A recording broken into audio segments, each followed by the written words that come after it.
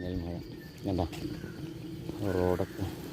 റോഡൊക്കെ നനഞ്ഞിരിക്കും. വേണ്ട ചെറിയൊരു വെള്ളം. അപ്പോൾ രാത്രി എന്ന് പറഞ്ഞാൽ രാത്രിയല്ല കേട്ടോ, പുലർച്ചയ്ക്കാണ് നല്ല മഴ പെയ്യുന്നുണ്ട്. ഇത് എവിടെ വെച്ചാലും മലപ്പുറം ജില്ല കുറ്റൂർന്നോർത്ത് ഭാഗത്താണ് പുലർച്ചെ നല്ല മഴ പെയ്ത്.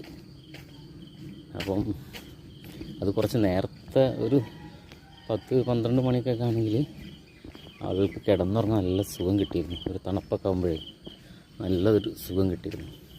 എന്നാലും കുഴപ്പമില്ല. അപ്പോൾ ഈ ഒരു കുറച്ച് ചൂടിന് ഇന്ന് കുറച്ചൊരാശ്വാസം ഉണ്ടാവുമല്ലോ ഈ മഴ പെയ്തുകൊണ്ട്. പൊടികളൊക്കെ അമർന്ന് ഒന്ന് സെറ്റായിട്ടുണ്ടാവും. അപ്പോൾ ഇനിയും ഇങ്ങനെ വേനൽ മഴ അല്ലാത്ത ഇടയ്ക്കെപ്പോഴൊക്കെ പെയ്യട്ടെ അല്ലേ, വെള്ളത്തിനൊക്കെ ബുദ്ധിമുട്ടില്ലാത്ത ഇടയ്ക്കൊക്കെ ഒന്ന് പെയ്ത് തരട്ടെ.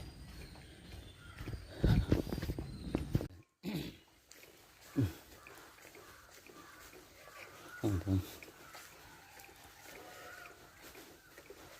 ഇങ്ങനെ മഴ പെയ്യുന്നതുകൊണ്ട് ഈ ഭൂമിയിലുള്ള ഈ ജീവജാലങ്ങൾ, അതായത് മനുഷ്യനുൾപ്പെടെ എല്ലാവർക്കും ഒരു ആശ്വാസം. മരങ്ങളായാലും എല്ലാത്തിനും ഒരു കുളിർമല്ല. മാമ്പഴം, കുറേ മാങ്ങകളുണ്ട് കേട്ടോ. സൂം ചെയ്ത് കാണാത്തുണ്ടാവും.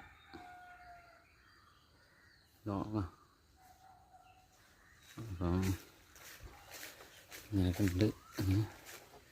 അത് നോക്കുക മഴ പെയ്യുമ്പോഴൊക്കെ. പിന്നെ വേറെന്ന് വെച്ചാൽ എല്ലാവർക്കും ഇടി പേടിയാണല്ലോ. ഒട്ടുമിക്ക ആളുകളും ഒരു 95% ഇടി പേടിയുള്ള ആളുകളുണ്ടാകും. അപ്പം അതൊക്കെ ഒന്ന് എന്താ പറയുക, കൺട്രോൾ ചെയ്ത് നിൽക്കുക. ഒഴിഞ്ഞ സ്ഥലത്ത് പോയി നിൽക്കാതെ നല്ല സേഫ്റ്റായിട്ടുള്ള സ്ഥലത്ത് നിൽക്കുക. അതായത് ഇരുമ്പിൽ പിടിച്ച് നിൽക്കരുത്, ഇരുമ്പിൽ കയറി നിൽക്കരുത്. ഒരു എപ്പോഴും നമ്മൾ കാലിൻ്റെ ഉള്ളിൽ ചെരുപ്പ് ഇടിമിന്നൽ ഉണ്ടാകുമ്പോഴേ ഒരു പ്ലാസ്റ്റിക്കിലോ അല്ലെങ്കിൽ ചെരുപ്പിൻ്റെ പുറത്തൊക്കെ ആയിരുന്നു ചെരുപ്പിട്ട് നിൽക്കുക.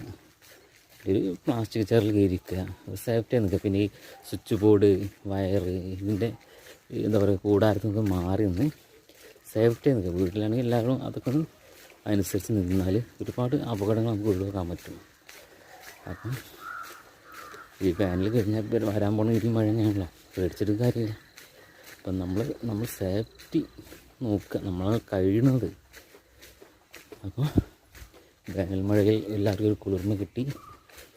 പുലർച്ചയ്ക്കാണ്. ഇത് എത്ര സ്ഥലത്ത് പെയ്തു എന്ന് എനിക്കറിയില്ല, എന്നാലും ഈ ഭാഗങ്ങളൊക്കെ പെയ്തിട്ടുണ്ട്. അവിടെ കുറച്ച് വെള്ളം ഓടി പോവാണ്.